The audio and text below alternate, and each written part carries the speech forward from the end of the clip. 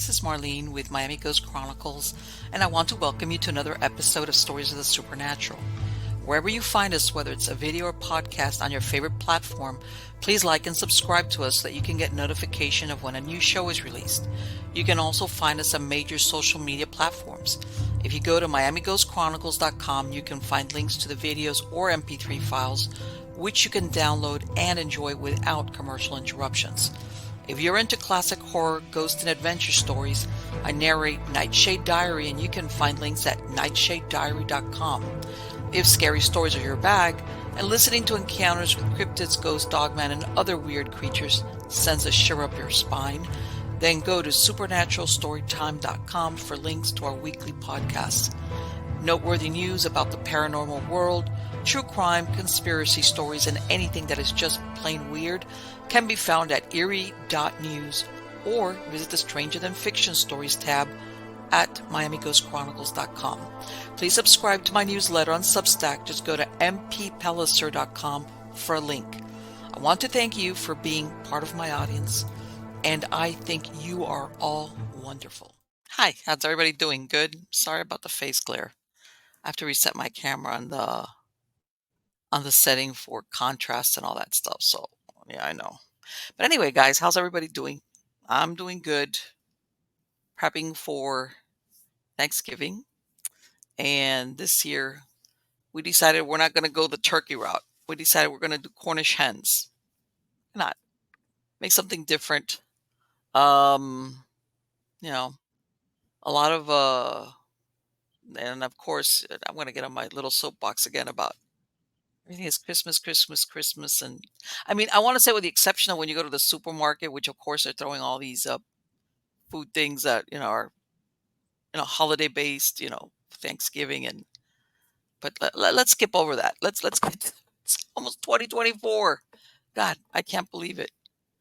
I can't believe it. The other day I was telling my husband, it's been 3 years since we moved. And it feels like it was yesterday. It was, it was a difficult thing. It was good, but at the same time, so difficult when you move. And the other day I told him, we've been here 3 years. And he's like, what? Well, 3 years, yeah. And I feel like this thing with the New Year is along the same lines. It's 2024. Before you know it, 2025. And I'm going to say what I say. I remember when being a kid, you told a kid, it'll be a year. And a year was like an eternity. A year? God, a year? Yeah. And now it's like a year is nothing. It is nothing. I'll give you another example. I'll buy tickets to concerts, and sometimes because I want good seats, I buy stuff out that's months out. I put it on my calendar. I'm thinking, okay, well, I've got time. Next thing I know is, hey, the concert's here. And I'm like, holy crap. I mean, I'm talking, I've bought concert tickets 8, 9 months out just because it's something I wanted to see and I want to get good seats. So I'm willing to and here it is. We're back to, yeah. And I don't know what changes. Is it time goes by quicker, or is it the way you look at it? Your perception of it, or, which I think is part of it, we're so caught up with the pace of life. By the way, I'm going to say this because I'm old enough to compare it. There was a time when my kids were younger that, yeah, it's intense. You've got kids and taking them there, and time goes by because you're so caught up the days. But my kids are grown up. So I don't even have that thing of where I'm so busy that time flies. I'm busy, but not a kid thing. It's still the same thing's happening. It's like, wow, why is time going by so quick? I mean, I have all my kids are in their 30s, and I look at them. I think I have to remind myself about that. How's that? I have to remind myself, man, my kids are, it's like I can remember when I was in my 30s, and yeah, it's like incredible about that thing about how we perceive time and how fast it goes for us. But anyway, let's get on to the good part. The good part is the guest that's here today at Stories of the Supernatural. She's been here before. Her name is Anita Jo Intenzo. She's a published author of 2 nonfiction paranormal books, A State of Horror and Dark Transference, which were the inspiration for the episode Portal of Doom on a haunting TV show that premiered on Destination America in 2014. She's been interviewed numerous times on different podcasts, radio shows, And she's also done joint interviews with author and deliverance minister Bill Bean, which, by the way, I'm scheduling for now into the new year, just an aside. Anita has written articles on supernatural topics for online magazines like Haunted Radio Magazine and Let's Talk Magazine. She also writes a popular blog based on her ghost experience with over 220,000 page views on her 77 blogs. And I'll put a link for that in the credits of the show, by the way. She's also classically trained. She's also classically trained as a fine artist. She graduated with honors from Moore College of Art and Design in Philadelphia, earning a BS degree in art education. And she taught art for many years, and her oil paintings hang in numerous private collections throughout the United States. She also restores old photos for over 42 years, and she created her business, Past Images, in 2000, where she preserves and restores family treasures, photos, paintings, antique dolls, so that their history will endure for future generations. Genealogical and historical societies seek her out for her expert consultations, lectures, and appraisal. She was recently featured in an article by her alma mater, Moore College of Art and Design, at an alumni of interest in 2019. She lives with her family and several stubborn resident ghosts in the Philadelphia suburbs on a property dating back to the 1800s. Help me welcome her. How are you doing today, Anita? Doing very well, Marlene. Thank you so much for having me on your show. And the thing about the photos, people don't realize that now with all this digital stuff, your original photos, I was one of my things of when I was redoing my closets, and when you open stuff and you're like, oh, so that's where this is, you know, and I found some of Mhm. my old photos, and you realize that even if you keep them, how can I say, organized or covered up, they can still fade. Oh yeah, yeah. It happens because of the chemicals that maybe were used when the pictures were actually developed, and unfortunately, some of the more modern pictures, like from the '60s, done with the Polaroid cameras, and some of the Yes. dyes they use faded more than pictures from the 1900s because they used a way different process than we do now. And they were done in a lot more of a conservation kind of way because the kind of materials they used were more of a cotton, kind of a Right. cotton or rag linen paper. And today's papers have much more sawdust and synthetics in it. So what it does, the acid in those oils from the trees originally, from Hmm. anything after 1920s or so, because it was cheaper to produce those those actual oils from the trees, and those rosins actually yellow and fade the pictures even worse. Right. So People don't older realize those are pictures, they younger. hold up even better. Yeah. That once upon a Yeah. time, people would go Hmm. into studios Yeah. to take family. I mean, besides graduations, which is what everybody thinks about. Once upon a time, people would either go to a portrait or even have a photographer come over to shoot, you know, photographs of the family. Like actual studio Yes. stuff. Yes. That was common. Oh God, what was Hmm. that? Olin Mills with one of them. There was a couple of Oh, yes. studios Yeah. that it was normal. Oh Like yeah. people would Well, I used to take the work with family portrait kind of deal.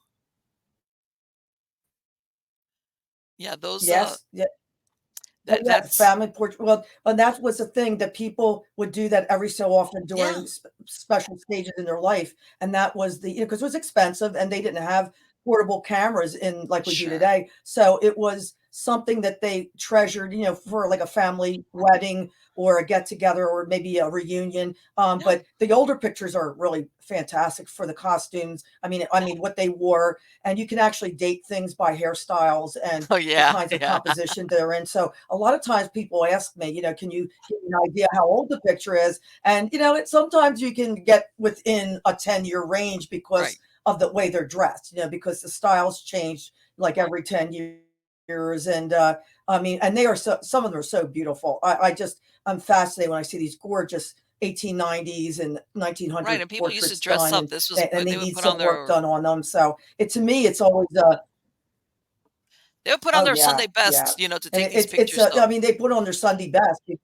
Yes, because they yeah. wanted to be like this It's was been a very rewarding type of. well, and I know this isn't, but and that gets into the Victorian It was times where they would take pictures of the deceased loved ones because they didn't have, unless you were better off yes, that you had a yes, the portrait, postmortem photos. Yes, they would do that. And you think yes, of it as yeah. being really It was. morbid, Yeah. Well, And I'll then, tell you, I've had a fascination with some of those have come across my path through I've been over uh-huh. 45 years, I've been restoring pictures, and a lot of them, they're really a beautiful tribute because that was maybe the only picture they would have of that Yes. person or child. Usually it was children because so Yes. many children died before they were even 5 years old in the Right. Victorian times. People forget that, things today we take for granted with the vaccines and, antibiotics. Children just died of like measles or Right. chickenpox or even, diphtheria, scarlet Right. They didn't fever. know how to So, diagnose during it. those years, exactly, and, they didn't how to treat it, so the children passed, and they would take these photos in the family home, and they were treasured, and some of these there's a whole big collection, there's a whole big groups on Facebook and through when I've been in the photography community that actually Hmm. collect those types of photos, and they're really just for it's historical references. There's no real kind of creepiness surrounding them. Right. Yes, they could be very disturbing some, but if you know what this was all about, then you understand it's actually a Right. The beautiful intent was tribute not being to morbid. some of The these intent deceased was people because that was the last image. Yeah. right. And let's people don't, even there was no camera, or yeah, even if you had a photographer, but when you see, with the ones with the puff, still that was something that you're not going to have Oh one yeah. instantly that you could come. Yeah. So yeah, this was sometimes the best they could do as far as, like you said, a remembrance. And I know some people think, oh, but hey, different times, Exactly. Like I tell everybody, oh, when you hear about these Hmm. haunted houses that say, oh, Yeah. people died there, I go, once upon a time, people would have their children and die in the same house. This was common. And it was just, or that you would And they would hear that hold they would have, their wakes would be yeah, if it mhm, was their big enough, wakes would be in the homes too because my mother yeah. Well, my mom, she was 91 when she passed, and she hmm told me the story of her grandmother when she passed. They lived in South Philadelphia. They had a three-story house, which the upper floor was made into an apartment. They used to have tenants, but when everybody lived together, my grandparents and the great grandparents and my mom, the whole family. But when she passed away, the embalmer came and performed whatever he needed to do in the bedroom, and then they she was laid out in the living room, and they had the vigil for her that was their wake, and then of course she was buried after that. But my mother always said, she was like a young person that she happened to go by the room, door wasn't completely closed, and she saw the doctor there, and he was near her dead grandmother yes, and was doing what he needed to do, for the embalming. And so she used to tell us about that. But she said, yes, she said, and they would cover the mirrors, as a thing where they didn't want spirits to go through the mirrors. They would, yes, clad them in material for the mirrors. And, also the prayers and things keep, candles lit near the body. And that's what you stayed up all night. You stayed all right. night And with there the was, but body there was until the next nothing, morning when then they were going to have the funeral. right. So when you hear people die in the house, it's like, yeah, we know we're our modern sensibilities, we get creeped out, but before it was the norm. It was the norm where, people died in the house Yes. because even if you were sick a while, your Yeah. family took care of you. Hmm. Like as far as the nursing home thing didn't, you know, people would stay in the house and they would have some family look Hmm. after them. Yes. And Oh, then they no, would do a didn't have wake anything. and then, off to the church Yes, and or yeah. wherever, and then off to the cemetery. Mhm. And I remember my grandmother, she was telling me, I remember the story. She tells me that she had a woman, she was young. She had tuberculosis. My grandmother was born in 1911, so this must have been 1930s. She was young herself, and she Mhm. says, "Look, I want you to come over, and I'm going to give you what the clothing I want to be used, when I die." Because, in other words, she wanted my grandmother to make sure she got dressed this Oh. way, Mhm. and that they were going to have the wake in the house. And my grandmother was young. I think my grandma was in her 20s when this happened, and it wasn't like disturbing. It was like, "Hey, Yeah, your neighbor yeah. wants you to make sure that this is how they dress me." And she was a young woman. Yeah. This was around the time tuberculosis was could kill you. It was more common in the Oh, 1930s. yeah. Oh, yeah, that was rampant. Yeah. That Yes. that was a real so many people, people that even came from overseas, Mhm. but I mean, my grandparents came through Ellis Island, and they came from Naples, Italy, and Right. there were people that got sent back because they were not well, or they screened them, and they had tuberculosis or whatever, and they could not stay in the country. They had to be shipped back. Or if Yes. someone was getting over maybe an illness like the flu or something, they had to be quarantined for a few weeks before they could Hmm. get their pass. And then because family were actually meeting other people there, they had sent, usually first group would Right. come And then and your get family. settled, and then they would send for the rest of the family, Yeah. As a matter of fact, because I yeah, read and one this way they time would that know people there already. even single women, you Yeah, had to yeah, show that you were engaged to somebody to be married. In other words, you yes, had to yes. first. A lot of times they would have paperwork, yeah, that you would have to have with you, that make sure there's someone who's going to be meeting you there. You just weren't there, left on your own devices, because then they didn't know what your occupation was. So Well, I if think they kind you're of a married suspected, woman, you're really. coming with your children because your husband will be there.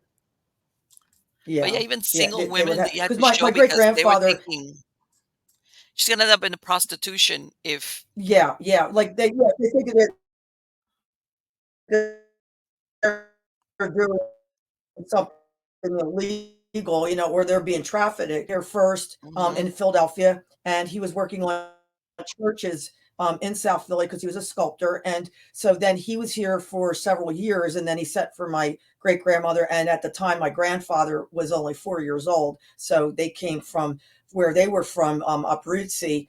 So because we have my mom, I'm Italian on both sides of the family, so Uh-huh. he was already established, and he set for his wife, and son.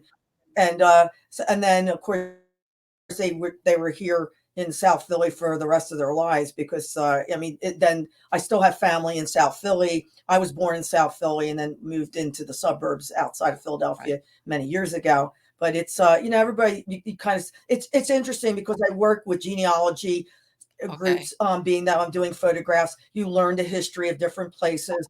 And also with my writing and, researching some of the things in my books, I've had to do research because of the circumstances we found ourselves in when, I was clearing out my friend's house in the first book.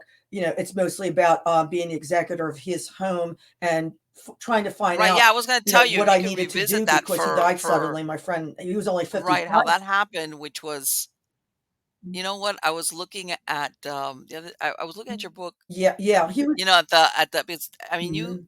you and it was like, you never realized at the beginning that your friend, first of all, had made you what, executrix, and that he had a lot of stuff in his Yes, house. uh-huh.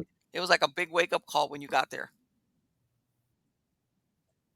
Oh, Did yeah, you well, I knew him for about 30 years, and he Yeah, was only 55 when he died of a sudden heart attack. So that was right. something where, they called me the next morning, and I didn't know he was in the hospital, and they called me because I was his contact. He wasn't, very his parents had passed before him, and he was Mhm. estranged from his older brother, so I was like Wow. family to him, my son and I. So, going to his home and clearing things out, which was very eerie, because, I had the call from the hospital. They said he was there, that he was very ill, but by the time I got there, he had already passed. They Oh, had taken him wow. down for surgery, and he didn't make it past. Like, they couldn't even save his life because he had such massive blockage in the heart valve. So, but I had to be there to claim his body, to say who he was, make sure I was identified. And then, just You going had to to his do that home too? after that ordeal. Wow.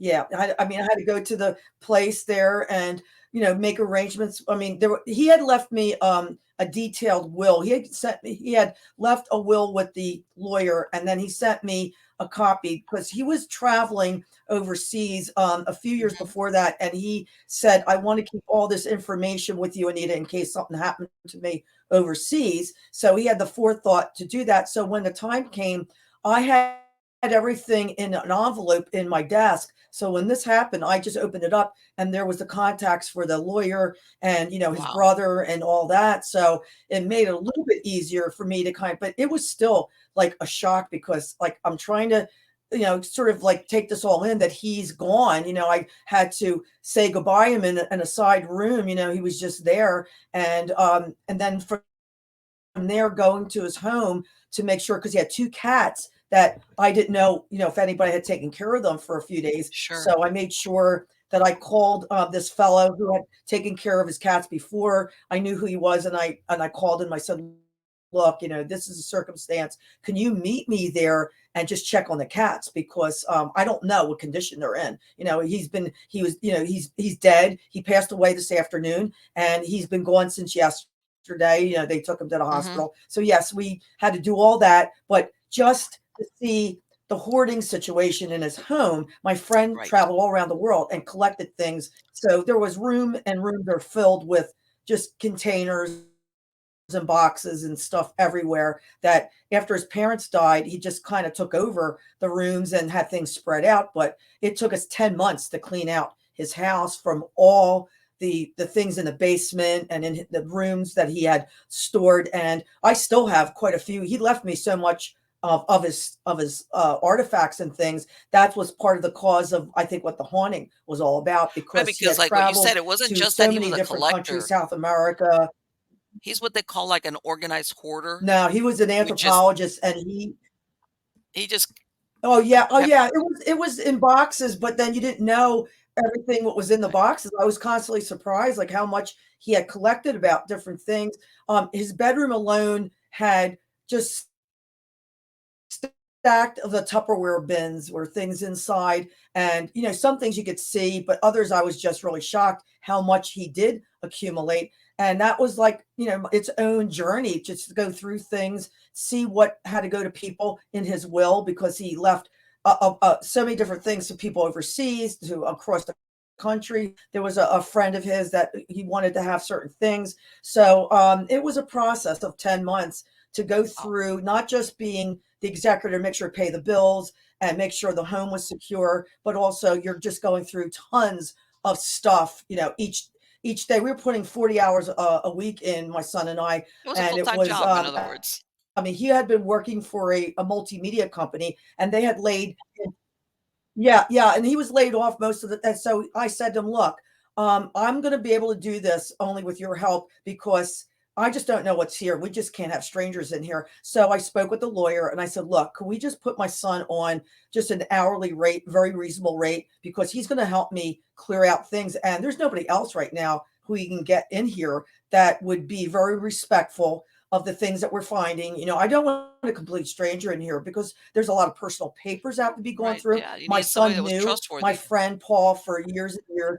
So yeah, and that was the main thing. So by we had to get all that in the effects, and then just going through the things and starting getting the haunting, the poltergeist activity was almost immediate. Within a matter of a few weeks, we started clearing out things, and strange stuff started happening. Whereas things are flying across the room, things are being Wow. thrown off a shelf. We had been in his bedroom, and we're moving Tupperware bins out, and we're trying to organize and how to, in between throwing out trash and things that needed to be gone through that weren't anything special. But as soon as we moved out of his room one day, we were in another room. We heard a terrible crash, and we were both surprised, because I said, "I don't know what came down. It sounds like a shelf."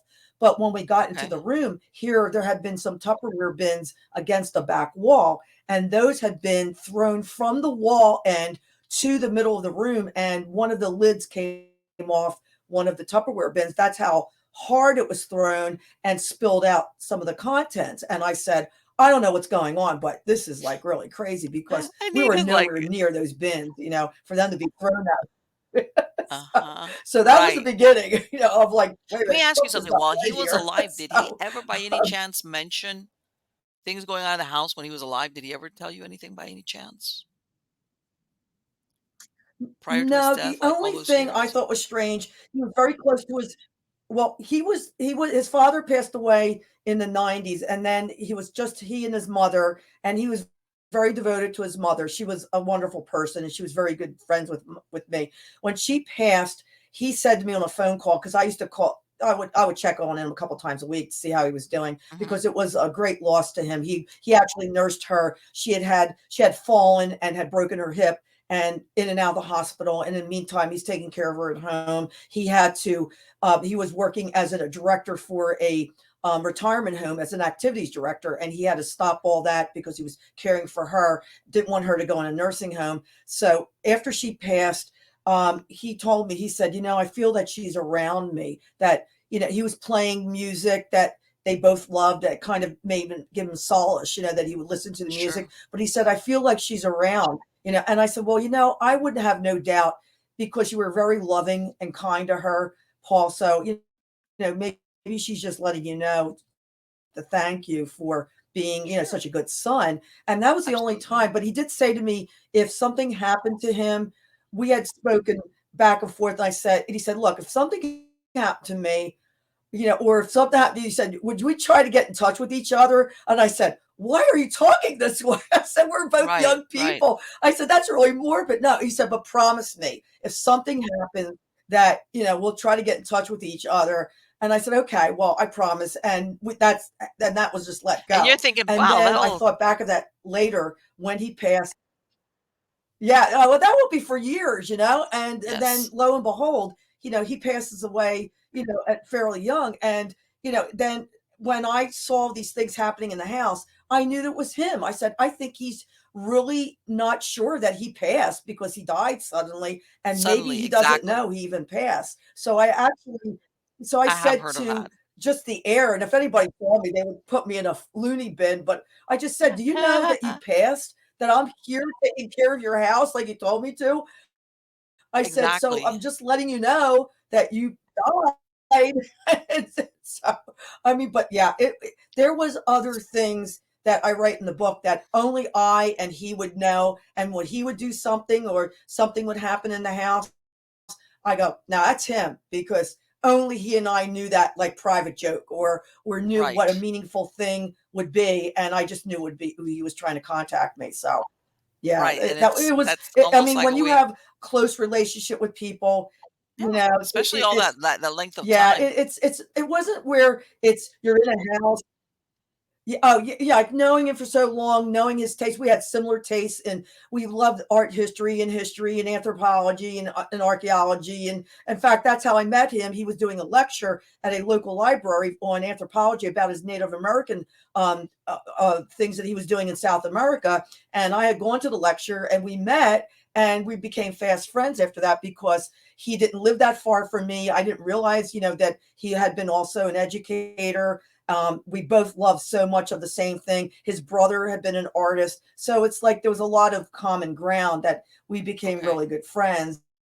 And, and when he passed, it was like really a hard thing for me because we used to have, hours long conversations on the phone about all kinds of like stuff that he was researching or he had been down to South America and Guatemala studying the Mayan Indians, which I thought was really cool. And then he was supposed to go down again, and they canceled his whole thing because they were afraid of the guerrilla warfare down there. And they Yes. said, no, we can't guarantee your safety. Yeah, they were We're kidnapping canceling people. your trip down there with the research. So he had to wind up in yeah, yeah. I mean, he couldn't take a chance, and the university that he was connected with wouldn't vouch for that. So he wound up in Southwest United States down in Utah.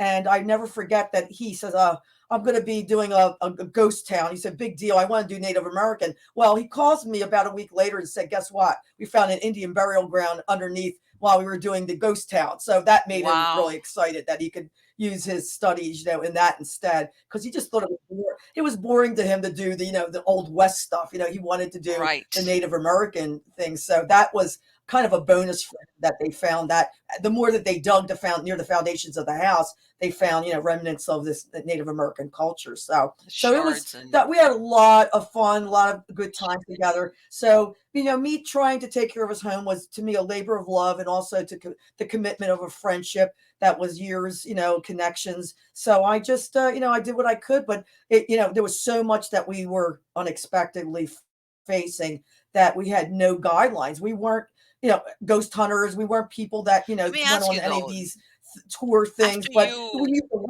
you watch the shows, on TV, but that was it. so but and I remember you told me once you finally got, like you said, 10 months, that you're like, "This is done." Something followed you home, Mhm. right? And did Oh, you thinking, yeah. "Okay, Oh, yeah. what's with The this?"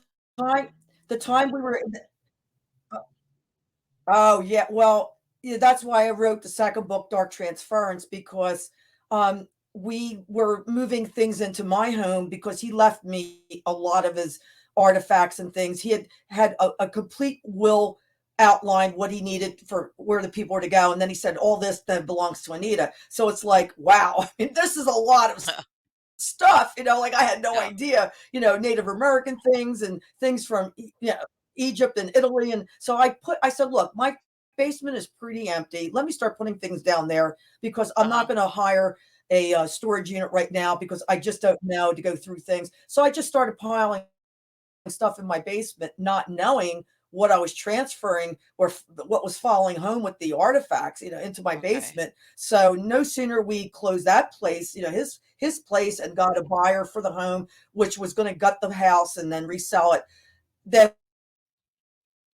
we started we no sooner closed the door on that place in October, and then by December, right before activity in my house, and that was just like, oh my gosh, here we go again. Like we could hear the signs, like when you hear something being thrown against your front yes, door, and your son and I, we looked at each other. I go, oh no, could you believe this again? That this is happening? And there was like on the front door, there was a woman's hair clip that I had never seen before was thrown against the front door. And this was actually wow, Christmas Eve of 2009, December 2009. And then we had things thrown that afternoon, crazy stuff that I write in the second book.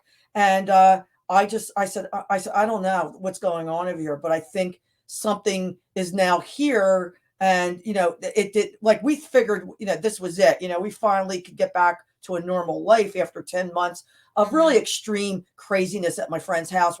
We had friends, Chris's friends would come over and help us just take trash out of the basement because we just needed an extra pair of hands. And they would see right. things. They said, you know what? I'm not coming back after like this is crazy over here. I'm not coming back Your here. helpers were like, So, you're no." losing these people like, oh, I've got all these people in the family and nobody wants to come back after they see if like they're skeptical and then something happens and they Not say, anymore. I didn't believe until I could see this. So having it Right, up right, at they my they were willing house, to help. It wasn't the we problem were just wasn't like, the help part, it was the ghost part. It was that's the one that they were like, I don't think so." yeah, the ghost part. Yeah, yeah, and that's one of the reasons why we had to tell people ahead of time a few like, we kept it Yeah, within a small circle of people because you just couldn't have anybody go in my friend's house because we were afraid sure. somebody could get hurt. And after I mean, my son was thrown to the ground. I was thrown to the ground outside of in the backyard near a little garden house, and we were physically attacked. I mean, and we knew that wasn't my friend. It was other Yeah, things that were sort of coming in with what we realized there was a portal in his basement and things were coming in there. And the same thing happened in my house where there's portals that open and there's opportunists, we call them opportunist ghosts, whereas mhm, something might come through in a totally benevolent nature and then other things that go, oh wait a minute, there's a door open, let's go guys, let's see what sure. we can cause havoc. And we've had negative energy, positive energy, but we've had our friend Bill Bean, who's a deliverance minister. He's been to my Mhm, house at least half a dozen times that he comes for. It's we call them booster shots, for yeah, he'll clear the house and things will be fine for a while. And they've been relatively calm the last few years, especially. But he came in 2018. That was the last time he was here because then COVID. He's been wanting to get up to our home this past year, but he was ill. And we had photos we took of the basement that were absolutely crazy. The images we caught that were reflected on the I guess it would be the metal ductwork to a heater, and this face okay, appeared that Bill just said, "That's inhuman. It's not." yes. That's, I mean, 'Cause I it's was gonna tell you this thing we've of been documenting all along, Marlene. We've had recordings, EVPs. Yeah. no, something with enough Oh, kinetic, uh, strength to throw you guys, plus all the other stuff, that's usually a sign of Yeah. possibly an inhuman spirit. Because normally, the other stuff, when Oh, it's oh a yeah. regular dead person, all you get is like like you said, maybe the steps or, it's much milder Hmm, things. hmm. And like you said, this is not your friend. Yeah, but Did you ever narrow? no, no. I'm thinking the culprit here had to be one of those items that you brought over there, that had some type of Well, attachment, it's a maybe, who knows? combination of some of the things. Well, some of the items, there's some from Peru. There was one item in particular from Peru um, that we've had problems with. We find it. It's a shapeshifter. We can't locate it. It changes to protect itself. And we were warned that when we had our friend who's a medium came to his house, because we needed to get some kind of verification before we sold the place, and she says, I don't know if you're going to find when you get back to your house, Anita, that if this is ending, because she saw an inhuman kind of a gray creature in one of the rooms. And she said, that's not human. Hmm. She said, that's something that's not supposed to be here. And then she Right. said, I don't know what you're going to have at your house. So I was a little bit dumbfounded, but she was right. And we have shadow people here, like we did at his house. In fact, I was sitting in my living room and watching television one night, and the hallway just faces, we have a center hall, and it Hmm. right as I'm watching television, I can see my hallway, and there's this dark 6 foot tall creature with a hat, that's a shadow man, just going right down the hall and through the front door. And I go, well, that's something you don't see every day. Like, what the heck Right. was that? Exactly. And he's appeared other times in our, in our basement. He's not a really good guy because we think it might be the remnants of a previous owner that was here in the 1900s on my property that Really. apparently committed murder. He murdered his wife. So we did not Oh know this until we started wow. doing research of the property. I was Because gonna when say, I hey, gave you the you. bio, yeah, our When our did you find house, this out? Afterwards, like you said, when you were yeah, doing the house is research. on. Yeah, doing research for my second book because we were trying to get verification. First of all, our property, the we're on the foundation of an 1800s farmhouse. We're actually the old farm, and as I said, we're in the outskirts of Philadelphia, and the area was settled originally by Welsh Quakers. And so I've realized now, dating back because when we dig in our property for gardening, we find all Okay. kinds of pottery and artifacts. And Okay. and now we've dated back not only to the 1700s, it was part of a 4,000 Wow. land tract farm that belonged to the David Lewis family in 1682. And then our property is what's left of that originally 4,000 acres, and we have like a half an acre of ground left. And Okay. our house has been continually inhabited, the property, for the last several hundred years. And when Wow. Bill Bean came to the house for the first time, he said, "There's been a lot of living and dying on this property, Anita." I said, "Well, we have an underground railroad station that's right up the street. That it's an old inn from the 1812 was an old inn when our we're not far from a highway that was one time a boardwalk. It wasn't even Okay. cement; it was just made of boards, and it was one of the main arteries that you left Philadelphia to go to your summer homes. People left Philadelphia because the summers in Philadelphia are so hot and humid. So they would come out here Yeah. in the suburbs to the country, supposedly, Sure. 12 miles away, and they would have these homes built, for the summer. So this one property was an inn that the travelers on their way to Westchester, which is, another 10, 12 miles away, Right. This they was the would route, and it was stop a at the route that inn. was used. So Yeah. this inn Uh, is still in existence. And that was part of the underground railroad station where the Quakers had that whole system up here, and all along uh-huh. Westchester Pike, which is our main highway, they had railroad stations. And when I lived only about 5 miles from here, I grew up in Upper Darby. That also there was an old mansion that was torn down, and that also was an underground railroad station that you heard rumors, that these old places that had hidden closets and, Sure. places in the basement that were, put off, that there were hidden chambers. Well, we found out that this home that's at the corner of our street, that is this mansard, it's a mansard roof building that's been Uh-huh. restored through the years. They had a fire there about 20 years ago. The third floor apartment, they had to gut the walls. And when they opened up the walls, they found slave chains in the walls. So they knew that there had been these closets that had been wallpapered over and that there were these hidden Yes. chambers, and that was an underground railroad station. So now when Bill Bean came, he said, Anita, there's tunnels in your backyard. And I said, I've heard that before, that there's tunnels in the back of our property that date back from the Civil War. Now, the townships have sealed up the manhole covers that nobody can get down there. But years Hmm. ago, kids used to go down the tunnels to get away from the police if they were having drinking parties, from what I Right, understand. right. So this whole area is really chock full of history. And we're on property that living and dying's been here. Where my son has seen Exactly. children. He's seen a little boy, and they were in this.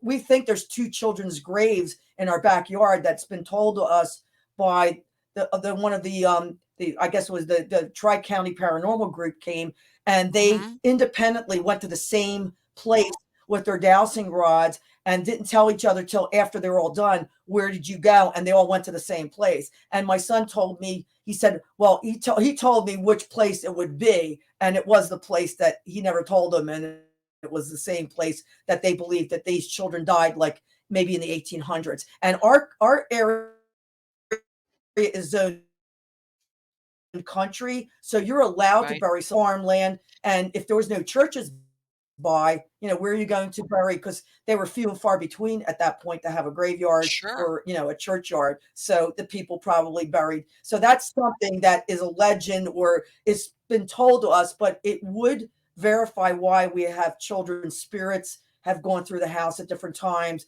hearing laughter, we get smells of different things, of perfume or he's smelling cigarette smoke or pipe tobacco kinds of Wow. things. And it's just that there's been a lot of living and dying probably on the property. And Right. we People don't didn't know realize that back when we then. brought these artifacts in, that's why I call it dark transference. Yeah, we didn't know what we were bringing in, but our medium friend had said to us, there was already docile spirits here. They were just minding their own business. But when you brought this other Oh boy. So let me ask you, stuff Anita, when because people don't realize that in back then, as far as that had religious a dark services, they have what they energy to call it. those They're chapels of ease. fighting each other because that's really great. So basically, this person, or well, Oh this my thing gosh, that came in, it, like, it's just so I guess, like, what? By the way, I'm gonna stop you. Did his house, did your friend's house eventually get sold, and did the new occupants ever say anything? the house has been sold 4 times over, Marlene. Okay, So we that don't know answers what's going that. on over Okay, that's there. that's that's very. It's funny because well, we knew the first people that bought it. It was just a 2-year stint because the man was transferred. But after that, we were Yeah. seeing it up for sale again, and then so now I don't know how long these last people have been there because they've done a lot of work. We drive by his house all the time because where our store's located isn't far from where his house is, and we just look at that. I go, nobody would know behind those walls. Like what went on for Right. those 10 months that we were trying to do that. And my son said, well, maybe they do because, the house has been back and forth. But what's a really strange thing about with the house, we thought we were done with it. We've been at our store. We're starting our 10th year in business, having the hobby store. My son started it and we were co-owners. But Uh-huh. we weren't getting our cable bill for the store because we have a TV that we run movies on, and there's our internet and of course our phone. So Right. I noticed like 1 October, I said, we didn't get the cable bill this month. I said, I wonder why. I hope it didn't get lost or so. So we asked our other tenants that next door, the other people. No, we didn't see your bill. So that went on for a month. And then the next month, I didn't see the bill again. So I call and I said to them, this is our number. This is could you look this up? Why?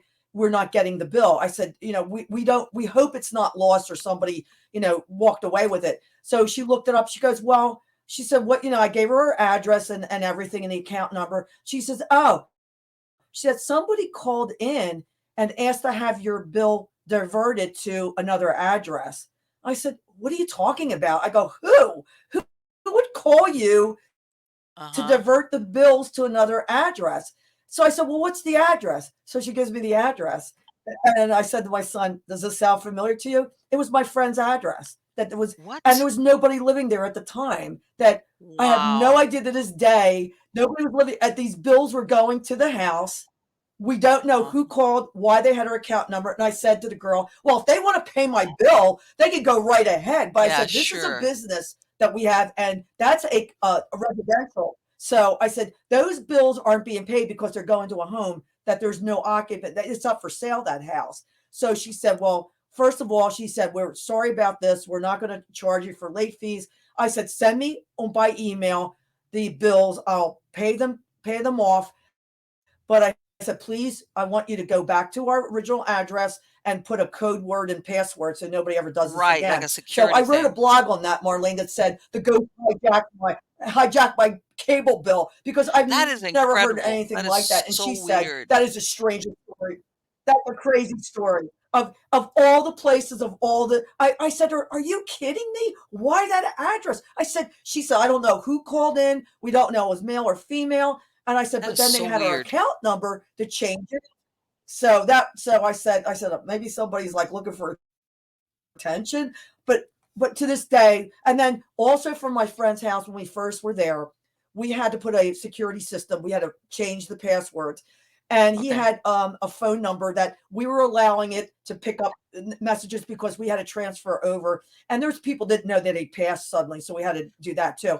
But then I started paying all the bills. So the bill comes from was MCI at the time, and the bill had coming from his house at 4:30 in the morning.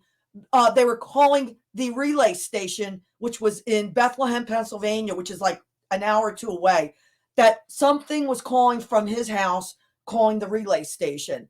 So I Wow. called them and I said, there's a toll number on here for your number because I called the number, and when I called that number, it was weird. Like it was a weird kind of like I don't know Yeah. computer, but it didn't make any sense. It would connect and then click shut. So when I finally Right. called the billing office, I said, "Can you run a trace?" She said, "Yes, calls were coming from that house."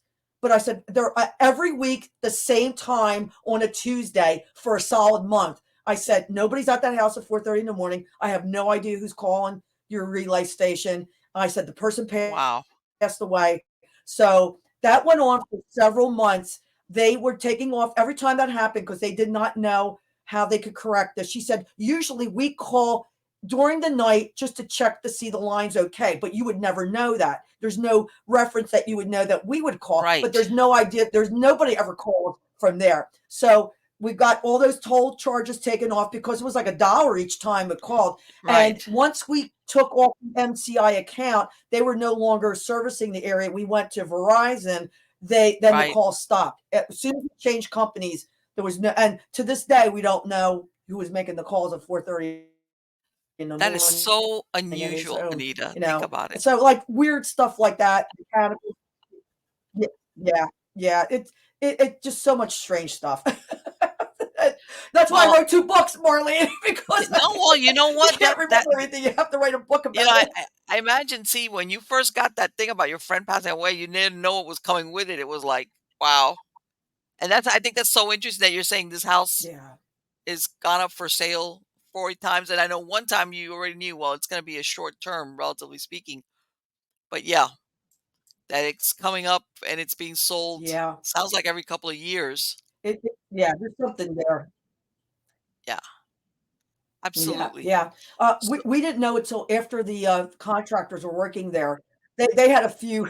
We found out later there was a few little silly, like the garage door would keep going up, and then they finally had to take the garage doors off. Did new, I guess, you, mechanical pieces in it. But we had where the door would open when we wouldn't even be a block from the house, and the That is so garage door was incredible, starting the to open, garage and door. the You guys yeah, and the remote was in the house, so we didn't even have the remote on us. So my son said, "Ah, they know we're here. There's the garage doors open that's something else. by the alert by That is the remote." something else. And one day, Chris had his friends there. They had spent several hours helping us, and they had to leave because one fellow had to work at 5. So I said, "Look, it's around 3:30, quarter of 4, guys. I'm going to get you home in time. I thank you for helping us out." So we were close. One door had to be stay permanently shut because the mechanics were broken, and we just made sure it was locked. The other door Uh-huh. opened because we had to get in. There were things in the garage we had to clear out. So that was only so we were in there trying to clear stuff out, and I said, "Okay, we'll close the door." So no sooner I close the door, I walk away and the door goes back open. And I looked, I go, "Okay, maybe I didn't close the Uh-huh. I didn't press it." Press it again, door closes, I walk away and the door goes up again. So I said to Oh. Christopher, I said, "Look," I said, like, "you press that and I'll guide the door down." So we did, made sure it was right down to the floor, walk away, and the door opens again. And so and in the meantime, I before that happened, I had left the the remote on the kitchen table. So I said, Uh-huh. "Look, Chris, I want you to go in, go get that remote." I don't know why the door keeps going open. So he calls me out from the window. He goes, "The remote's gone." I go, "What do you mean it's gone? I just left it on the table." I said, "The door's open. How am I going to close the door? There's no way for me to close this." So meanwhile, his friends are hysterical because they think this is crazy because this is like back and Uh-huh. forth for like 5 minutes. So I said, "You know what? I've just about had enough of this." So I said, I'll show them. I went into the house. We were supposed to close up. I went down to the basement without even turning the light on. I wasn't even afraid at that point. I was so angry. And I said, "Look up." I said, "All right, guys, listen up. If you don't return that remote right now," I said, "I will bulldoze this house down. So help me God. I will make sure this house is bulldozed down." So my son calls up like, "Mom, the remote's back. It's on the table." I said, "Good. Really? That's more like it." So we closed the door, and then I think I tied the door from the other. I tied. I go, "I'm taking the remote with me from now on. I'm not leaving that remote." And but I'll tell you more. I mean, nobody That's would believe this stuff, this crazy stuff with the that is door. incredible. Just like what else can we do to make you go crazy? Like they just love You doing. laid I down mean, the you law. pack something away, and I'm giving my son grief. Like, would you? So I thought you packed that. I did pack it. Well, guess what? It's out again.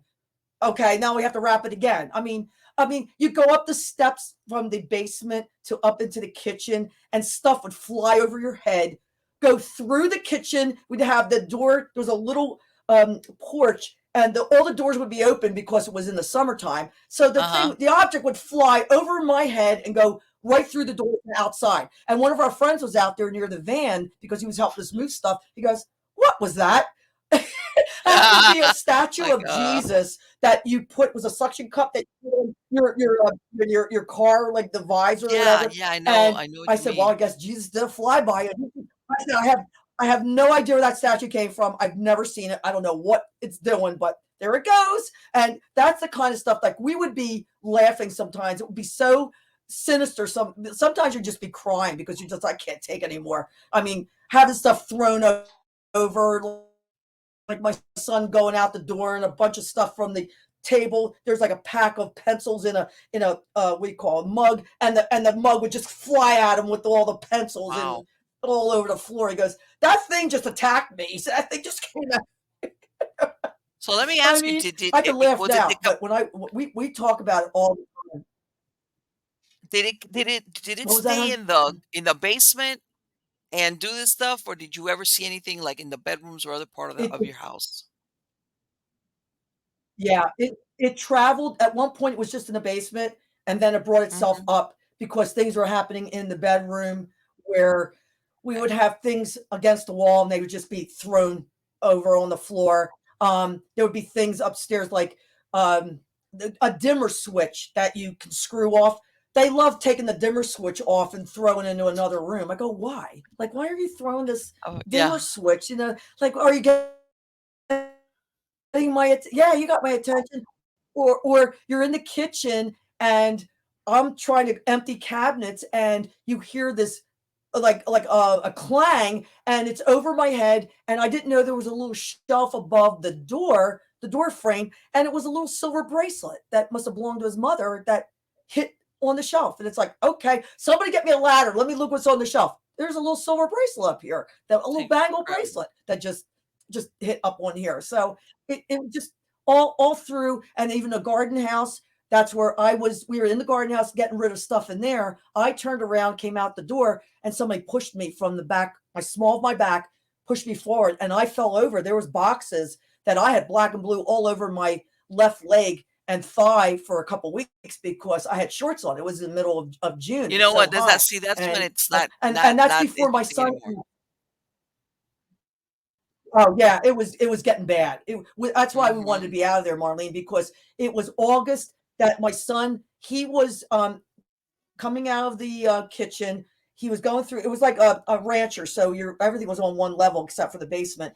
But he was going from one room to the other, and he all of a sudden he felt somebody grab his ankle and tripped him, and he fell flat on the floor. He thought he broke his glasses. I thought he broke his arm. He was just, the wind was just knocked out of him for like 5-10 minutes. And he said, I said, what happened? Did you trip over something? He goes, no, something grabbed my ankle. He said, and I fell. I had no way to catch myself. And that's what it was like. I was helpless too when coming out of the garden house. Just someone just pushed you because nobody was in the room behind me. They were already outside, and I fell before anybody could catch me. They said that happened so sudden. One minute you're Uh-huh. at the door frame coming out the door, and the next thing you're on the ground. So that's Yes. you have no control because you don't expect it. You know that you can't even catch yourself. So that, but see over here now at the house, I've been physically attacked with scratch marks that draw Ooh, blood. That's when it's Bill not has good. been up here, and it's almost like rescue mode. And he goes, so I'm coming up. So he's done things here too because he knows of a demonic presence, and it has to deal with Mhm. artifacts and some of the energy connected to my friend's family Yes. that dates back from World War II. So that's why I tell people you got to Yeah. read both of my books because the second book I did a lot of research on World War II. My dad was in World War II as a B-24 pilot. I mean, he was on a Liberator as a assistant to the pilot, but also a radio man. But he could also be what they call co-pilot if he needed to be. They did all these missions from Italy, in Europe, and so I had my dad gave me some references, and then I did a lot of research on my own. And this is before so much of the stuff came out about Nazism and the occult, with Hitler. Right. I did all this research, and a lot of my blogs delve into some of this because I had no idea how much the occult factor into the early Nazi ideology and what they were, into as far as believing that they could take over the world, that they were the chosen people. And some Right, of when you that see that kind of Indiana, do you filters remember in that old through the Indiana stories. Jones movie, the original one, that the premise was that here they're going after are these artifacts that are Oh metaphysical yeah, or religious, exactly. and yeah, Yeah, they had a hardcore yes, interest in that this. is true. Yes. Oh yeah, they had people. He had archaeologists and researchers go to the Himalaya mountains to study the Tibetan scrolls there that they Mhm. thought there was hidden things. They were in all parts. They took the Spear of Destiny, which was in one of the in Austrian museum, which has now been returned. But that was supposed to be the spear that lanced Christ in the side of his stomach. Right. And has supposed at some place to have that supposed to be the nails that crucified Christ. All these things, they were looking for the Holy Grail. I mean, all these things they were looking for because, they felt like that has hidden power. And yeah, Right. Hitler was really into this, and the more and more there's actually groups that really fed into this. That there was, I didn't realize how much occultism and spiritualism after their defeat in World War One. Germany went big time into trying to figure out why do we get defeated? We're special people, and they really bought into that occultism and spiritualism, and not so much witchcraft, but black dark arts kind of stuff, more like Right. Satanism and things. And the Sure. actual SS group was modified after, almost like the Knights Templar, but they were done in an evil practice. That's what you had. The SS were a special offshoot of the regular Nazi army. So a lot of this figured in when I was doing my research for my second book because of my friend's family and the background. And I don't want to give too much away because it really was a shocker to understand how much kind of that was carried over, and then we were dealing with it. So Right. And it I makes mean, you I wonder. actually had to pick up a little bit of German to understand. Yeah, yeah. Does evil last, even though that they are gone? There's still, a talk of a Fourth Reich that been South America, and my Yes. friends family. I mean, his father did travel down to South America about 15 times. They were down back and forth every year going down to Right. South America. So I had wondered, that's kind of a connection too. I wonder why that the family's going down there too. So there's a lot that kind of it's just like a whole circle of things that I'm trying to understand. We're still trying to understand, and it's all part of the mystery, Marlene, and it continues because we have some things happen on a regular basis in the Uh-huh. house. Or no, it's things kind of escalate sometimes, and then they settle down for a good while, And Okay. some days are like Sundays tend to be a kind of an active day where something will Okay. happen. I go, I'm not surprised it's a Sunday, or an anniversary kind of thing creeps up. So you've So noticed like a I little mean, bit of a I'm a pattern. novice at this. Yeah, there's always been like a pattern of when the things started happening in our house, there was a big 2010 was a big whole section month after month. There was just so much going on. And so when we finally were putting things out on, like, I finally on Facebook, it was past 2011 or 12. I was getting my first book. I was getting that together, and I was sort of sidelined because my dad died in 2011, and I was Hmm. helping to take care of him. And then my mom was sick for the last 2 years. She died in 2013. So I had an agent at that time we were working on getting the book published, but there was just so many things that sidelined me that we didn't publish it till January 2014, the first book, A State of Horror. And that's when we were then contacted a few months later by a haunting TV show because they had seen that the book sold quite a bit on Amazon. The first Okay. 6 months, I was really shocked uh, doing that, but we had a lot of sales, and then I was getting interest from paranormal TV groups and stuff like, we'd like to maybe do the show. And finally, a haunting, they were the ones that actually they went through and were able to, okay, connect with us. Yes, we're going to do this. We've got the money put aside. We've got a screenwriter who's going to work from the Hmm. books and things. So they were able to get it together because another outfit was interested, and they've contacted me after. And I said, well, you guys lost out because you contacted me first, and we were going to give you the story, but you didn't seem to do anything with it, and we didn't Right. hear You from didn't you. move forward on So it. so the next group, and we had the producer, they were ready to go. And then we were interviewed in August of 2014. And by December is when the Portal of Doom came out. And that's one of their most viewed episodes in the history of Really. the show, too. And also, it's been very popular because people kind of identified because it had a real unique, like, story behind it with the Absolutely. artifacts. Yes. I would say You that know, that right there. yeah, yeah. And the long standing of the connection that we weren't just in a house to clear it out because that was our job. He was a family friend, and I knew the family for so long, plus the personal connection. So there was a lot that had to be digested, and they did a really good job, I thought, with the episode.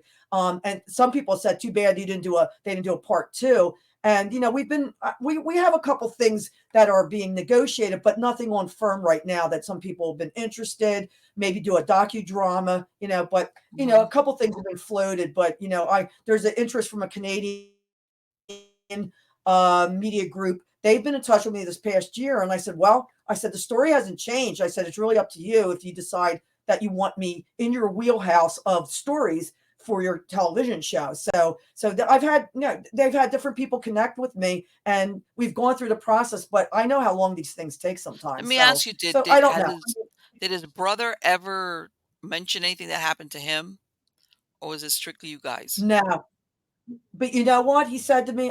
When I mentioned to him after, it was pretty much he was taking everything he needed to take. I boxed up things for him, and he was very grateful. And I told him, I said, "Look," I said, "there's some really unusual things been going on in the house." He goes, "Oh, I'm not surprised." I go, "Really?" I said, "I Uh-huh. was hesitant to tell you." He goes, "Oh, I'm not surprised." He said, "My brother," he said, "used to go to Germany and visit family, and he wasn't welcome, or I don't know. He had a big blowout with relatives in Germany, and he said, I think he was cursed." Like he just said it so matter Wow. of fact. I said, "Carl," I said, "I mean, that's a really harsh thing to say because maybe he had a family feud or something didn't go well overseas, and to say they probably cursed him." I go, that was Right. really weird. So I haven't talked to his brother since we closed the house and the estate. I haven't talked to him since. So Right, because I one mean, thing that was is like like that. that you have a We're talking about disagreement. Yeah, but to go from, hey, he had a fight or an argument with a family member to he was cursed is like, okay, yeah, so there's something here. Why would he you was cursed. why would you suspect your family is gonna do this, Yeah, like I think there's more to that that I didn't even want to. I didn't want to get into that at all, Marlene. I figure I yeah, don't want to open that can of worms. It's yes, like there's no way I'm going to get into this. I mean, I got enough to deal with. But yeah, there was yeah. some really just some strange vibes going on. And as I said, I did my part, and and then there's things that a friendship you go beyond certain things. And it's like, you know what? I shouldn't have to even discover some of these things. Like it's not that wasn't even my Right. place, to really see some of this. But it's like if it hits you in the face, though, literally, like poltergeist, That's like the thing because we have to get into you're this. I mean, yeah. I mean, well, Anita, this we're thing being morphed personally, for you from doing the right thing for your friend to, yes, basically, like you said, almost you spent a whole year yeah, dealing with it. It's yeah. like, how could you not at some point start realizing, I need to find out what the origin of this is at some point.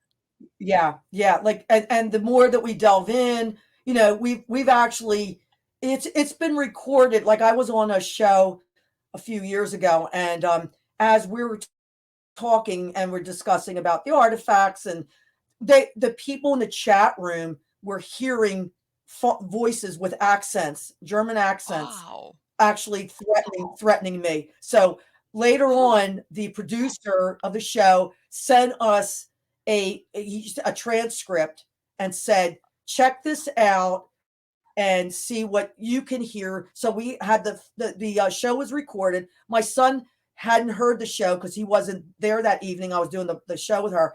He then listened to it himself and started writing down Okay. the EVPs that he could hear during our interview. And when he showed it to me, go, yeah, a lot of them are similar to what the people said they heard in the chat room. Like throw acid in her face. Don't let her talk What? about us that way. Yeah, really, Oh my God. crazy. Yeah, yeah, just really fright. And we've had that kind of language we've heard on EVP stuff like, I'm going to get you, like, how dare you, talk about my family. Well, you know what? If you didn't want us to talk about your family, maybe you should have left us alone because, you know, Right. we don't know what we're dealing with here. And we've been threatened. We've been, attacked. So, it comes with the So territory. this So comes maybe basically, they're identifying with family with and let me ask you, did he have because it sounds like maybe he had a couple of generations here in the United States and then the rest of the family was in Germany. So uh, did he ever have yeah, stuff well, that he he's the brought over first from Germany generation. that was family stuff? Yeah. Yeah. Okay. Yeah, Nazi insignia stuff, and yeah, Wow. Mein Kampf, in the German, the original German book of Hitler, and Wow. I mean, his father had all this stuff, so because his father was an SS officer, so I there was you gonna go. say, But yeah, that I only this found is out not like your later. typical run of the mill German family Yeah, who, no, were living in no, Germany and no. it's like this is where we lived. No, well, his great uncle, my friend's great uncle, was a baron in Germany. They Okay. lost everything in World War One. In fact, his great aunt was a lady in waiting to the last empress of Germany. So we're Wow. talking about the Kaiser, and then their castle was over on the other side of the Berlin Wall and became the Russians took it over and became a Uh-huh. museum. So my friend used to say, yeah, there's a castle there, but it's been overtaken by the state. That's no longer in the Mhm. family. But his mother used to tell me stories that when she was a little girl to go visit this uncle, and they used to go play down in the in the dungeon in the catacomb, like in the castle. Oh Okay. yeah, it was real fun exploring I that was like, stuff. yeah, where are the kids? Yeah, they're down. But right. Yeah, It's something yeah, that you take for granted because that's when you're a kid, it's like that's just didn't yeah, everybody but have a castle? yeah, well, and his mother's family, the one, I think her father or uncle was a burgermeister. I mean, she came from a very wealthy family, my friend's mother, and they had, Okay. this royalty connection. And then, his father being this military man, I mean, she was supposedly, he told me his mother was engaged to the French designer Lacroix, during Okay. before World War II broke out. And because she was Lutheran and he was Roman Catholic, the families wouldn't let them marry. So Okay. she, I think, married his father on the rebound. I mean, I'm just surmising this, but Right. and I didn't have any images of his father wearing any uniform, but I had given the brother all these pictures and things, and I was wondering, one picture of his father's in this dark, like a long coat with the military hat on, like a captain's hat, whatever it was. And he was with other gentlemen in front of a building. And when I gave it, I said, "Look, I found all these pictures of your dad, and I want to give all these pictures to you." And I just said to him, he goes, "Oh, well, my dad was in a special group, in the military," and I didn't know enough to even say I didn't know what that was. And Right. Right. so I gave him all these things. But then when we were cleaning out the one bedroom, his parents' room, we were pulling up. It was just an area rug. We were pulling up the area rug because there was some furniture stuck. And I said, "Well, look, get that piece of furniture. We'll have to pull up the rug and see if we can, clear this out." And there was a black pamphlet or a booklet under there. And I pulled up, and there it is, the swastika with the eagle, the Mhm. Nazi insignia. And I Right. go, and I looked, and there's his father in a military outfit, and there's like all this German writing. So I brought it home that night to my parents. We were having dinner over there, and I show it to my dad, and he looked Okay. at it, and he got really silent. I said, "What do you think of it?" He goes, "Your friend's father, the SOB, was SS." I go, "How do you know that, Dad?" "I just know." He said, "Look, I was in World War II. I know what Right. these guys carried. This was a military pass they carried from area to area, which had logged in all their immunization shots, so they could travel. So they had like Wow. polio or tetanus shots. So this Uh-huh. was like his pass, so he could get around. You're supposed to turn those in after the military service is over, and he never did because I guess he was proud of it. So my dad looked at, and I said, "Well, I'm going to give it back to the brother. Like it belongs to him." My dad said, "Well," he said, "I'm just telling you." I go, "Dad, I don't think so," because I knew his parents. Like I never dreamed of it.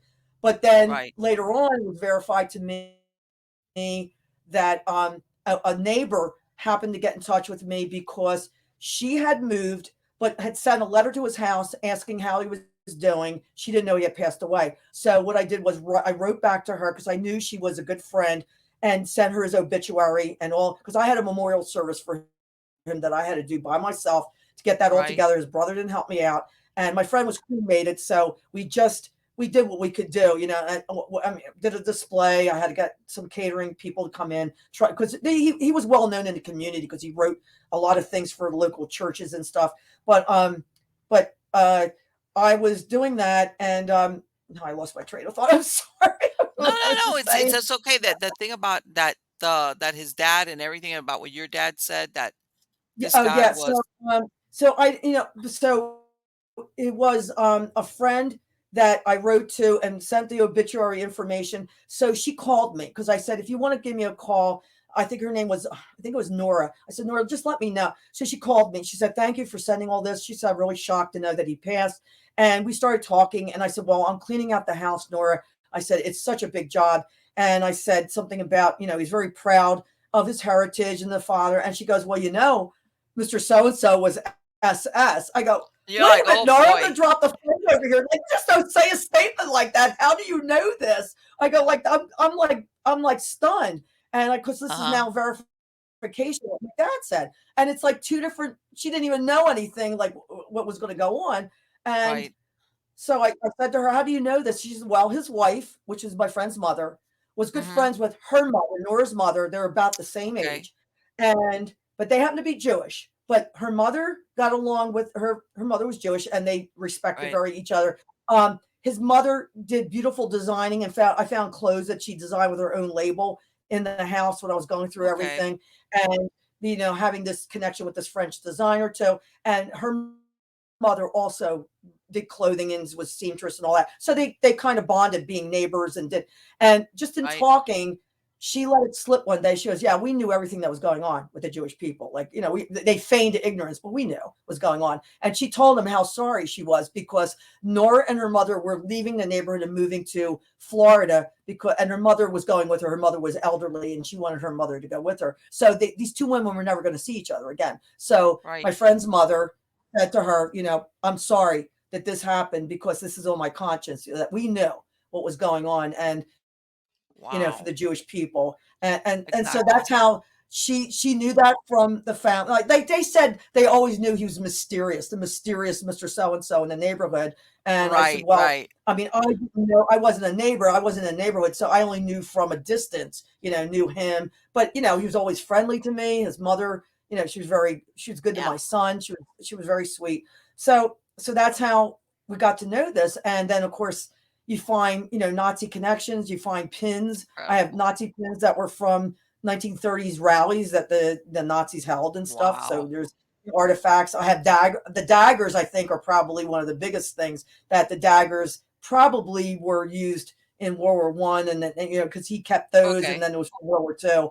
And so but there was a German Luger we didn't find in the house, but we found the holster to it. But my friend's place had been broken into about a year before he died, and he put bars on the windows and he had a security system put in. So they never found the German Luger, but I found Okay. bullets on the floor that belonged to a German Luger. So I said, "Yeah, it must be that these guys did get the German Luger that belonged to his father that they stole." I mean, they went through the Right. house. My friend didn't keep a lot of like valuables, but they ransacked the place, and he had been Yeah. downtown in Philadelphia doing a program for one of the clubs or something, and he was just so upset when he came home. He felt so violated. So he then put a security system, put bars on his window, and he became almost like a recluse after that. That last year or two before he died, he wouldn't let me in the house. I would have him over my house for dinner or lunch, and he just didn't want people to go into the house. So it's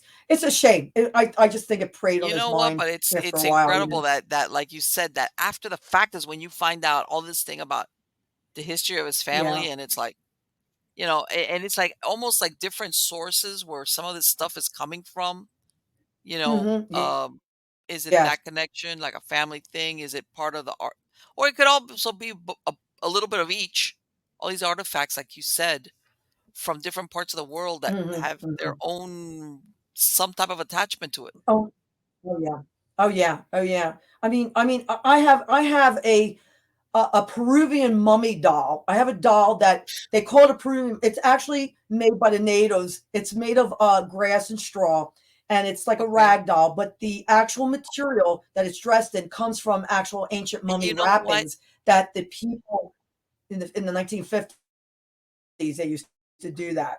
So, they sell them to You the know what? No, tourists. no, no. The thing is that So people don't okay, realize that in like the the Aztec and the mummy. Mayan and the Incan, depending on some of their artifacts, they were Yeah, into human sacrifice. They had yeah, a dark aspect to their culture.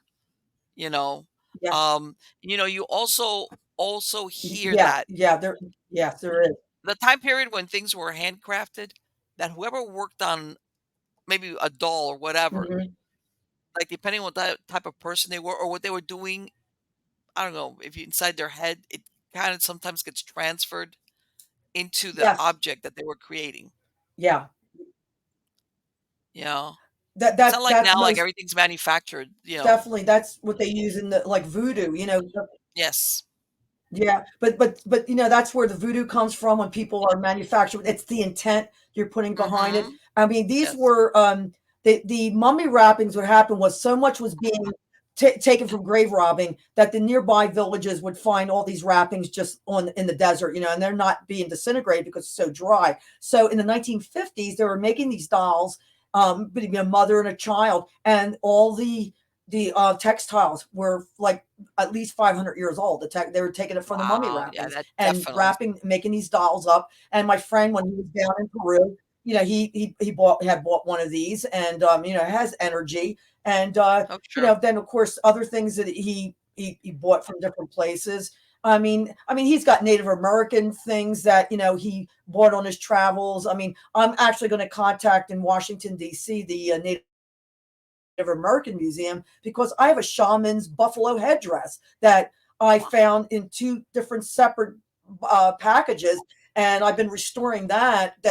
It's just fabulous. I mean, it's the buffalo horns and the beadwork and the buffalo piece that goes in the back head of the Right. wearer, and I don't know so I want to contact them to say, this is Plains Indian for sure. It's got to be, at least I think around 1870, 1880, and Yes. and I don't know where he got this. There's no documentation. He might just picked it up in his travels. And so there's things that, the Native Museum might be interested in, and they could restore it back to its original look, which, Sure. I'd rather that, instead of it just being staying in a box, but I Oh put no, acid-free especially if tissue it's that paper. old. I was able to, yeah, and you try to preserve it. The best thing I tell people too is just get pure cotton, like sheets. If you have anything that's cotton, that's really maybe even old stuff, just use those cotton things and wrap it because the cotton will not harm. It's like acid free when you have pure cotton, You know what? like And I like want an to. old tablecloth or pillowcases. People They'll don't preserve realize it that better. even If you have something that's not. Diana, there's a real short story. This happened not too long ago. I mean, as far as what do you that there's a dark aspect to about I want to say like maybe a year ago I was reading a story down in Brazil. There's a young girl, and I mean young in her 20s. She she's married to they said it was an ex-military guy. He gets shot when he's coming into the house. It doesn't really explain that maybe it was just maybe something related to his work or who knows what. Somebody in a motorcycle. So she inherits his home. This is the wife, right? Small house. Hmm. And apparently there was some type of dispute with her and her brother-in-law. In other words, her dead husband's brother. Bottom Hmm. line, um, 2 years down the road, he goes in there with another guy, shoots her dead, and her Oh mom, wow. her mom was living with her, shoots her mom, but her mom doesn't die, but she dies. Hmm. They bury her. Then somebody broke into her grave like 3 months after her Oh burial, no. took her head, Hmm. and they left like Oh a no. planter. And they were discussing that contrary to what people believe, there's still in a lot of these countries, even in modern times, there's a lot of dark magic rituals Hmm. going on because Yeah. I Oh mean, yeah. Oh yeah. this was like in a village. This was not like the main, you know, city in Brazil. This is like on the outskirts, Hmm. kind of more Hmm. country, and the Yeah. cemeteries. Yeah. Um, they're not like Hmm. it's not like, eh, but just the fact that they took the head that they were saying, oh, this is tied into. And by the way, I mean her brother-in-law, he did get arrested and he Uh-huh. spent like 9 months in jail, and then they let him go like pending trial. And what's really unusual is that I tell people don't realize that in a lot of these countries, they'll do kind of dark magic and rituals when they've got stuff like this guy that was in jail, Yes. Uh-huh. like get me out of Hmm. here kind of deal. Hmm. And Hmm. her her dad found out when he visited the grave what had happened, and they're saying, Oh, "Oh, that's this." all. But It, yes, it, that's as far as the it's attachment crazy. thing. There's so much. Yeah. And that's something that I had to learn, that inanimate objects had attachments to them, because it just Yes. wasn't something that I even really thought about it. I mean, now I deal with antique dolls and I restore them and old Hmm. paintings and things like that. And it never even crossed my mind that the dolls could be evil or there's anything attached to it, because I've been a doll Yeah, yeah. collector all my life. But now, of course, Hollywood has made, a big Oh, yeah. money maker because of, the Annabelle doll, and Oh my God, it's just yes. crazy because because you're yeah, because I'm in with so many of the doll groups that we cherish these antique dolls because they're made and they'll never be made again because of the great Yes. workmanship and the beautiful costumes. And some dolls are Yes. going for a fortune. Like you could buy a house for what one of these dolls are going for now because they're so Yes. rare. But people ask me, don't they creep you out? I go, no, a doll never creeped me out because they're beautiful objects. Now, of course, clowns are supposed to be that scary to people, but it never really crossed my mind that my dolls were going to be sinister or evil or anything because they've been all Yes. loved and cherished by little girls, and people grew up with these. I mean, a lot of Yes. times children weren't allowed to play with dolls until on Sunday because you're in your Sunday best and you have a doll that's breakable. So, that's the only time you're going to play with it. But when you see dolls are more worn, then they've been really loved because you could see the back of Yes. the head. If it's a porcelain doll, it's been worn because you're holding it, close. And I do a lot of Uh-huh. lectures for people about history with antique about dolls. Dolls are, as soon as you had children in the culture and on this planet, you had some kind of representation for a child to play with. Sure. So anything that represents like a comfort kind of a toy, people have made that from ancient Egyptians. There's dolls. There's dolls, that wooden. They're made of any kind of material you can imagine. Of course, the Barbie dolls. When I was growing up, Barbie dolls was the big thing. But Yes. I always I loved the remember. antique dolls because the German factories had some of the most beautiful dolls, and they were very popular. And then the French did some of the most exquisite French fashion dolls. But it's all part of, I think, my history. It's weird how it happens, Marlene, that your interests and what you're doing, that I got involved into the paranormal, which I never dreamed I'd ever be even in this. If you Because of told me this. 14 years ago, I mean, I was an artist, a teacher. My son and I, we have a hobby store that's almost 10 years. I've always done art projects. I've always done commission work, paintings, portraits, still lifes, landscapes. I've been out west. I love the Native American culture. That I've been out west many times and painted Native American uh, pictures and things. But yeah, this was a whole new thing. And then for me to write the books too, that was something I Sure. always liked writing. I always did poetry and short stories when I was a kid.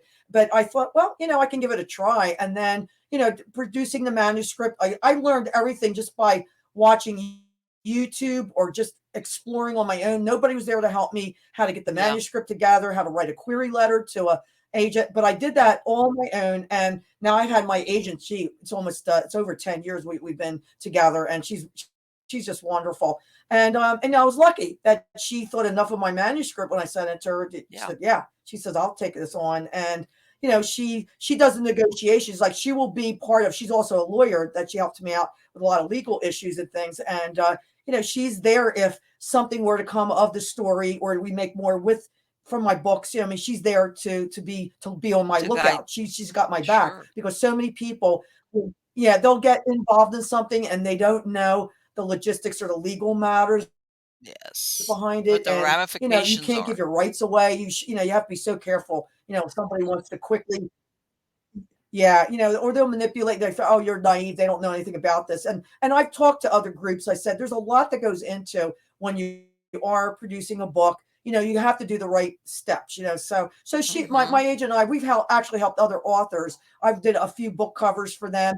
She does editing, and we try to get them through the process. We talk them through like what the steps are to go through. And we also have a freelancer who does some of the formatting for us for ebooks and if they Okay. want to do particularly on their own, like go through Amazon or one of the other, platforms. We do that too, that we help them say, okay, you have your manuscript. Now this is only the first step. We got to go through, you have to edit, make sure Right. everything is going to be ready for when you want to take the next step, and formatting, how many pages, chapters. So there's a lot that goes into it. And I've learned a lot just by doing my own books and then working with my agent because she's so good at it, and she's actually helped. We have a couple different authors, they have one man, he's written a couple travel books of all his far travels. He's really very, very knowledgeable. It's been really fun. I was able to, being that I'm in photo Mm-hmm. restoration too, I was able to get his pictures formatted that he wanted in the book because it was a travel book and it had like 40 really beautiful photos he had taken. So I keep my hand in a little bit of everything. So it just Well, you keeps know what? it interesting, That's how you learn. besides That's how you learn. You living in a haunted sometimes you house. you have to dive in feet first and We figure just it we out just as you try go to go on along. with our life. Because if you wait, that's the Exactly, best yeah, thing, because you make it mistakes and then yeah, you learn from them and move on. Because otherwise, it gets put on the shelf and yeah, then you'll yeah, go, I wish I could have written a yeah, book or I wish I could have done that. yeah, yeah, And once you do it, you mhm, do it. yeah, yeah. So do you have another book planned? Yeah, but I've always I've enjoyed, so many, I really the journey. I'm like I got to meet such nice people like you. So many people I've been with interviews and get to know what their whole process is and what they've been connected with, and it's opened up a whole different and things like that. And then to be in the paranormal community and in that phase, it's just I just you never know where your journey is going to take you. You just have to be open, I guess, Oh, for the sure. possibilities.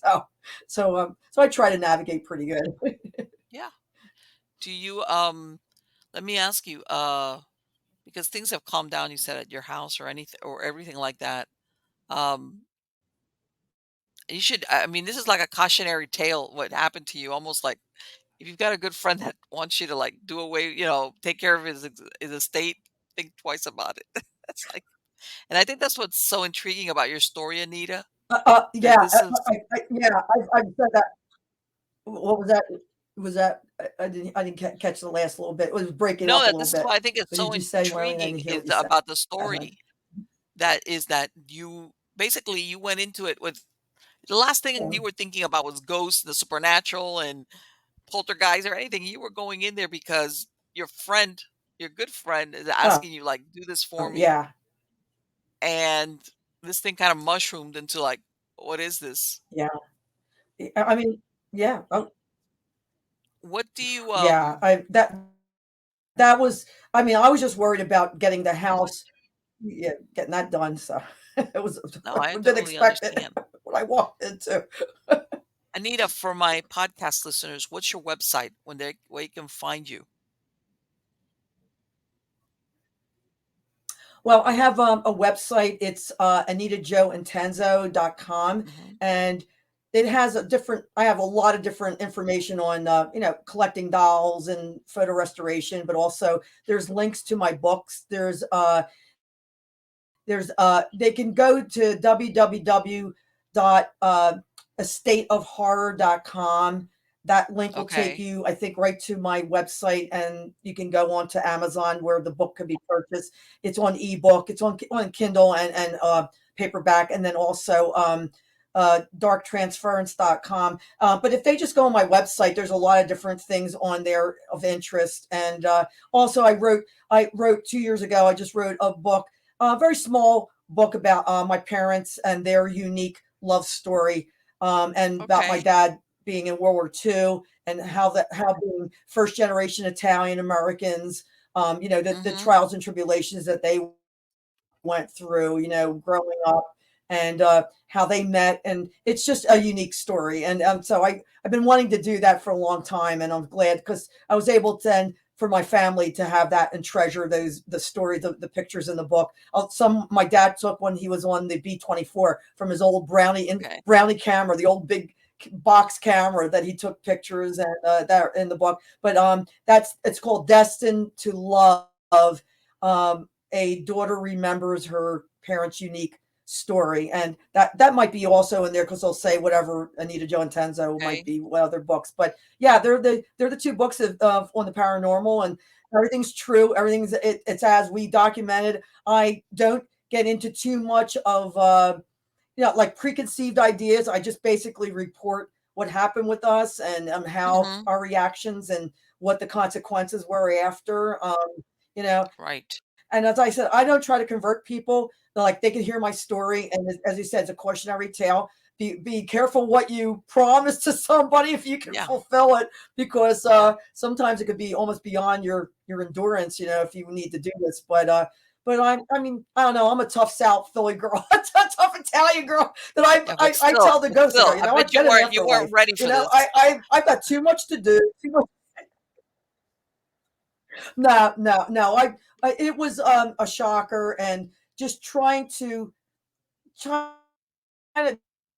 just understand things, and then the consequences of having some things broken in front of you that mean a lot to you that you weren't expecting. I Yes. mean, that's mainly to hurt you, that they'll try to do something to hurt you or to make you feel bad. They try to keep you off balance, that you're questioning your sanity at times. But my deep faith Okay. and believing in myself and believing in that there's a higher good, that I put a lot of faith, Yes. in my Lord and Savior. That I mean, and it's very personal to me. I don't go proselytizing to people, but it's helped me get through a lot of really dark Sure. times and things. And also, as I spoke with you before, with my son's recent health issue. But God's with me every day to help me navigate through. Yes. And having good friends like Bill Bean, he's in our corner. He's been emailing me almost every other day, with Okay. prayers, and he called us and just wanted him to. He just said my wife and I were praying for you. He did a huge prayer circle after I let him know what happened to my son, and he Okay. said we're on it, Anita. He said we're going to be sending all the positivity to you. So he's been a wonderful friend. He's like family to Mm. us, that we got to meet him, and only because I ventured to even go on Facebook to ask, has anybody seen, we had weird fingerprints going on a mirrored surface, and someone looked at them. They said, that doesn't look normal. That looks really scary. And she suggested Bill Bean. She said he doesn't live that far. He's on the East Coast like you are. And she made an introduction. Bill called me. We texted back, and he said, I'll be up there. Yeah, and he was within a week or Wow. two. He made a schedule that he could come up and see us. Complete stranger, never even met him. But once we met him, he was like, we've known each other for years. It was like Right. instant, like, connection with him, and he's been just such a wonderful guy. We've been on joint shows with him. He was on our Okay. haunting TV show, the episode, and he's just been a wonderful guy and a guide. When we need help, we can ask him, and he Yes. helps us as much as he can. That's great. Let So, me tell you, yeah, he's a so we're wonderful very guy. grateful. So we have Bill a Bean lot is to be grateful wonderful. for, Marie. And I appreciate so much tonight. No, Really. on the contrary, it's my pleasure. Yes, I'm yes, gonna put a link to the yeah. to He's your he's website he's on the really a credits man of the of show.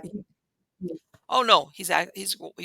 He's great. He's great, and, Okay, he's thank you. absolutely wonderful. But anyway, I'll like I said, I'll have a link to your website on the credits of the show, and I wanna wish you the best of luck in everything, Anita.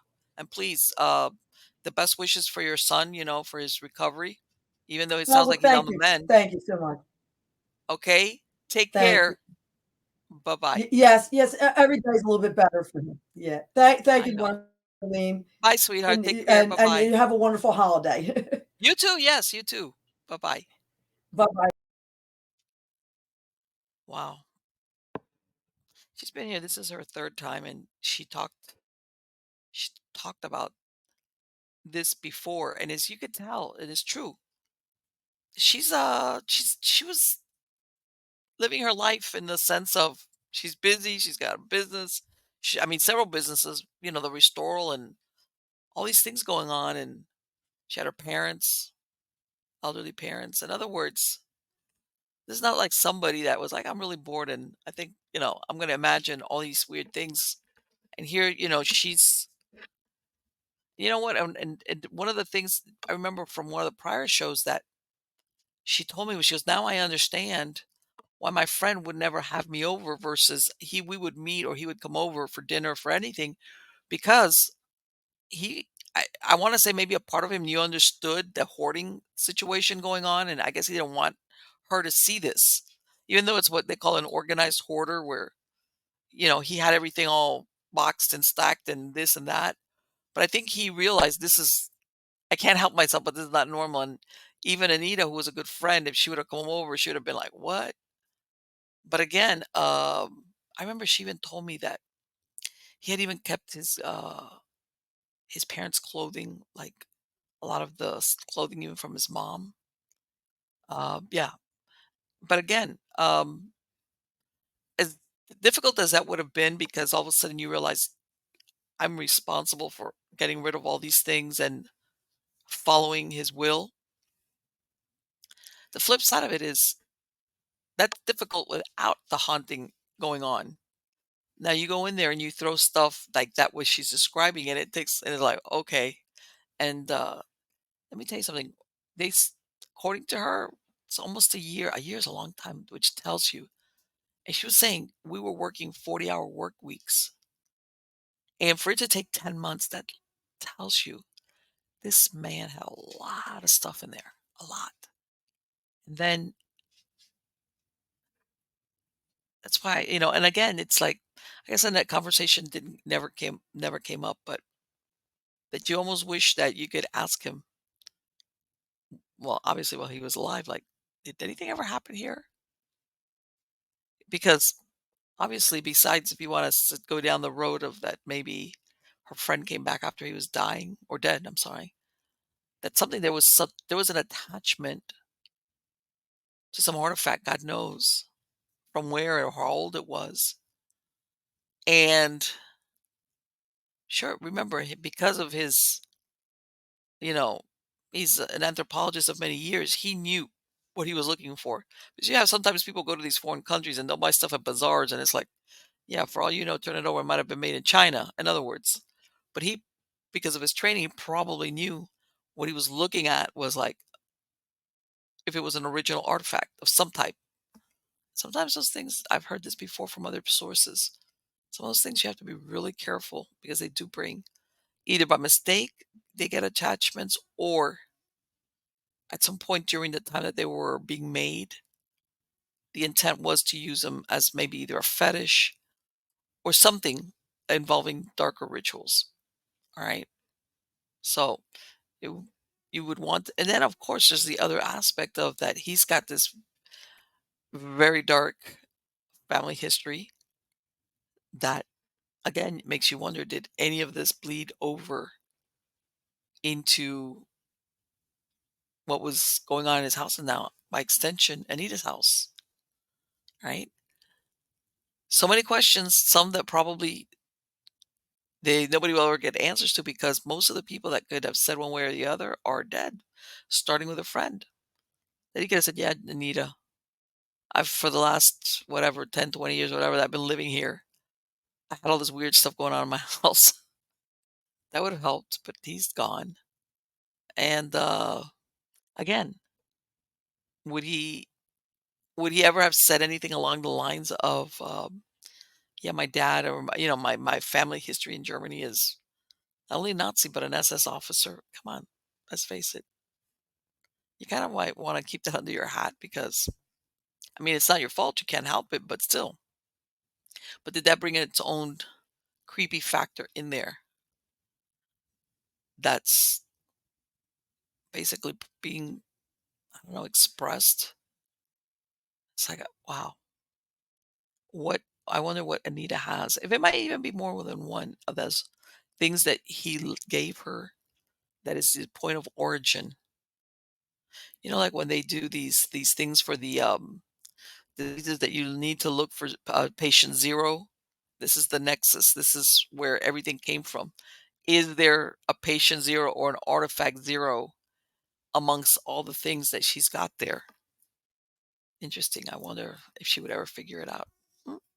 All right, guys. I hope you really like this interview with Anita. She is wonderful. Again, I'm going to have a link to her website on the credits of the show. Go to MP Pellicer, sign up for my newsletter. I've got, again, links there to everything. And if you even go to MiamiGhostChronicles.com or MP Pellicer, I have a link tree button down at the bottom, which again is going to get you connected to everywhere I'm at. So, and again, I have wonderful guests in the wings, really interesting people, some from before and a lot of new ones. All right. And like I said, right now, this will be part of season 15 of Stories of the Supernatural. Season 15. And at the rate I'm going with booking people, pretty soon I'm going to have to start opening up my calendar for season 16 at the rate I'm going. So, and again, I want to thank all of you for coming every week and joining me here. Again, remember, you are all wonderful. Take care. Till next time.